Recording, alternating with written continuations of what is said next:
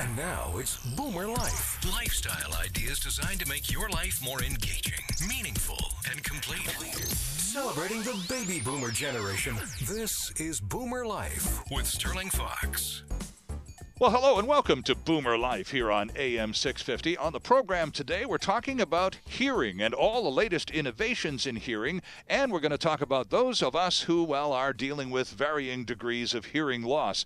It's a pleasure to welcome back from Next Gen Hearing and Mainland Hearing, Dr. Ted Venema is with us in studio. Good to see you again. Yeah, likewise. Dr. Ted is a registered audiologist who has worked for the largest hearing aid manufacturer in Canada. Yep. You've been a professor of audiology. You've had quite a colorful career. And now you're based on Vancouver Island and traveling all over Canada at teaching people about hearing. And you were just recently as part of the, National Association of Occupational Safety and Health, NAOSH Week was a couple of weeks ago. And you were over in Vancouver doing a presentation for the gas company at Fortis, BC. That's right, So, would they be the executives that you talked to, or were you talking to the actual guys who go out and do the hard work? One person of the 60 was an executive. The other 59 were our Billy workers. Oh, okay. Now, when they have an opportunity, I suppose they're all pleased to have a couple of hours off work to attend a compulsory seminar. But I'll bet you a lot of them, especially guys who are involved in noisy workplaces, would probably be really relieved and curious about a presentation from an audiologist. They were. In fact, they said it's the first time anybody had ever presented during NAOSH week or whatever on hearing and hearing loss, which surprised me because hearing, noise is an occupational hazard. Absolutely. Especially the sudden impact noises of clanking, and they've got all these valves and everything they're doing with Fortis gas. Right, sure. So their kind of noise is usually sudden impact noise, but a lot of industries have constant, monotonous, high-level noise, and all of it causes hearing loss if unprotected. So when you do the Q&A, and particularly after the deal, when you just get to schmooze with the guys, and they come up to you and go, and they thank you for your presentation, and then they want to know a little something more. What do they ask you about? Oh, they often ask about individual things. Well, my brother has this, or I've got this in this ear. We actually had a lot of questions. Okay. The talk got done. I did my usual spiel with a PowerPoint presentation. Right. And then, of course, time for questions, and nobody dares to put up their hand until the first Nobody wants to be first. Yeah, and then all of a sudden they start coming. Right. And tons of questions about ringing in the ear that's caused by noise, tinnitus, because noise causes hearing loss, which in turn causes that ringing in the ear. And people having various experiences with this, that, and the other thing. So they would sometimes ask personal things. Some of them would come up to me at the end and ask me about their cousin's, niece's, husband's, first wife's child. Of course, right. Somebody who, that they know in their family. But they really enjoyed the talk. I bet they did. Yeah, they found it really interesting. And I found it fascinating that it hadn't been done before. Ted, how long in Canada have we have our compensation boards? Now it's called WorkSafe BC. They call them Workers' Comp in other provinces. How recently have these industrial safety organizations begun to pay serious attention to hearing issues? I'd say over the past 20 years. Okay. I think we've become better at it over the last generation. I mean, our parents' generation, that was the age of unprotected hearing. Okay. I mean, these people, lumber mills, factories, and nobody gave a ding-dong about hearing. I mean, you can't see hearing, whatever, I mean, we don't stare at the sun because everybody knows it's going to burn out your eyes. Right. But for some reason, people think you can just expose the ear to just tons of noise. And our ears were meant to hear soft voices over the crackling of a fire. We were not meant to hear steel on steel. I mean, that's the Industrial Revolution. Well, but you're talking about the human body design. Yeah. And as we've evolved from those people who like to hang around campfires because they didn't have any other means, we've evolved, but our bodies haven't necessarily changed a great deal. Not in the past 100 years. But I'm talking specifically about hearing matters, right? Yeah. And everything around us has become a whole lot louder. That's right. And if you look at elderly people in Africa and you compare them to elderly people in Canada, the elderly Africans have better hearing than the elderly Canadians. And the reason why is because they have less industrial noise pollution. Okay. Noise is the second greatest cause of hearing loss. The main cause is age. Presbycusis, and you can't do anything about that. That's just the way it is. And, presbycusis, Presbyterian, Church of the Elders, right. Presbycusis, hearing of the elders. Okay. Presbyopia, your arms aren't long enough to see the page. Presbyopia hits you at age 40. Presbycusis hits you at age 65. But noise-induced hearing loss, this is the second greatest cause of permanent, non-treatable hearing loss that you can't fix except wear hearing aids. And the sad thing about it, or the good thing about it, is it's so preventable. Okay. It's 100% preventable. And a lot of it is now taking place in workplace environments where people, I mean, even if you go to the muffler shop these days, you see guys wearing those little hearing aids, and sometimes they have the kind with the connector. That's right. But everybody seems to be far more conscious of noise pollution. That's what it's become called, right? And employers by law have to provide. I mean, they've measured the sound that causes noise-induced hearing loss is going to be about 85 decibels. And if you're exposed to 85 decibels for 8 hours a day, the law says the employer has to provide hearing protection. Okay. And if you up that by 5 dB, your time exposure gets cut in half. So 90 is now 4 hours a day. 95 decibels, 2 hours a day. 100 decibels, 1 hour a day. Oh, so that would be the interaction. So if you're in a workplace environment in which 100 decibels of noise is the standard, legally you're only allowed to be exposed to that for an hour a day. That's right. Isn't that interesting? So noise-induced hearing loss hangs on two things. One, the intensity of the noise, and two, the length of exposure to that noise. Okay. So the two interact together. So the more, like if you're on a lawnmower, a gas-powered lawnmower, that's about 90 decibels. You can be exposed. One of those little ride-em jobs? Yep. Okay. So you can be exposed to that for a few hours without causing permanent hearing loss. But if you're exposed to a screaming jet engine, well, you've got only a few minutes before it's permanent. So there's a real interaction there. Regardless, the bottom line is, I think, in some places 85, some places 90 for 8 hours a day.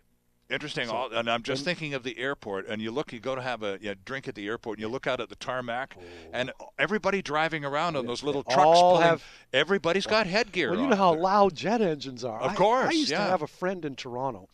He worked at Amsterdam Schiphol Airport. Okay. In Amsterdam. I've been there many times. He was the guy that wouldn't want to wear hearing protection because it was just a hassle. Okay. His job was to pull away the wooden blocks from the wheels of the plane. All right. So he'd be running out there and alternately bobbing his head on one shoulder to another shoulder, covering his ears, pulling those blocks away, quick. But he wouldn't wear better earmuffs. That than wearing the ear protection. Oh, really? Like, oh, come on. So was it a sign of a kind of a non-macho thing to not be able? Yeah, come on, be a man, take it. The rest of us are. And also just a hassle. Some people looked at it as a hassle. Wow. But I mean, your hearing, once it's gone due to noise, it's gone. Right. Like you can't fix these things. These are not. And again, I say, like we said earlier, you don't stare at the sun. Everybody seems to know. We all get that. You all know it. Like during an eclipse, put a hole in the box. Yeah, right. Sure. Only look at the blah, blah, blah. Yeah. But when it comes to hearing, well, you can't see hearing loss. We believe what we see. Right. So we just sort of sweep it under the rug because you can't see it. It's invisible. Now, what happens, though, when one suffers in a workplace environment from prolonged exposure to loud noise and there is diminished hearing capability? Is that a compensatable condition in some provinces? Oh, yeah. WorkSafe BC as well. Oh, okay. I mean, when you get a hearing test, the hearing test shows an obvious earmark, so to say, like in quotes. Okay. The pun. But I mean, it's because the noise-induced hearing loss has a particular shape on an audiogram or hearing test. So any practitioner can just look at it and eyeball, it's noise-induced.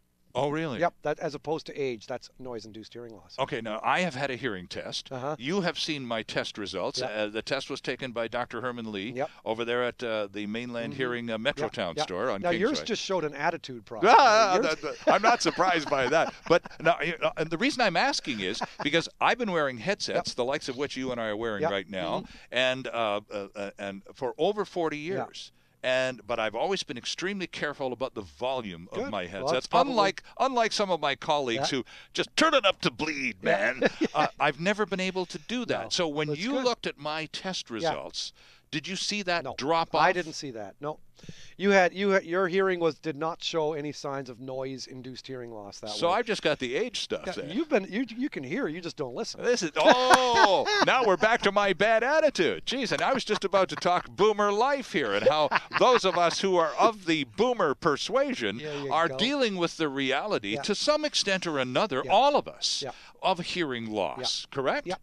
But most of us, it happens. It's unavoidable. So is it typical or is it to be expected, Ted, that in one's lifetime there will be such a profound loss of hearing that a hearing aid will be likely for most of us? I'd say elderly age hearing loss, presbycusis, is inevitable. Okay. 30% of people over 65 have aidable hearing loss. Hearing loss is sufficient to benefit from the use of wearing hearing aids. Okay. Now, I'm not talking great big plastic honkers behind the ears. You wouldn't even see these things. I mean, the days of those big pink or beige hearing aids are gone. Right, okay? right. Hearing aids now are digital, they're programmed, and you can get weak ones. And that's what most people... Now, 50% of people over 75 have aidable hearing loss. That's sufficient. So, I mean, it's real. It's out there. It's inevitable. Most of us will end up having hearing loss in our old age years, 80 years old, sufficient enough to benefit from the use of a little bit of a lift, much like people wear reading glasses. Just that little bit of a lift to help you hear the treble, because elderly people hearing loss is treble hearing loss, and so, by the way, is noise-induced hearing loss. Okay. Both of them. A question about glasses, though, because I'm wearing glasses today, which I need for reading and computers especially. But we don't think anything at all about going out and getting an eye test and getting a prescription and paying whatever for the grinding and the nice frames and all of that. But back to the hearing thing, because we don't see hearing. And hearing loss is associated with infirmity and age. That's right. So are we, those of us who have no compunction whatsoever about heading up to the optometrist and getting a new set of glasses, how many of us are going to have some difficulty being persuaded to get a hearing test? A lot. Many people. Isn't that not strange? It's no one's fault. It's a stigma. And hearing aids are associated with age, with infirmity, with, I'm getting on. And yet, I think the direction, if we think about ear gear, we think about people walking around with things in their ears now all the time. Sure. Bluetooth, connections with their cell phones. Absolutely. Well, hearing aids are kind of, that's helping hearing aids.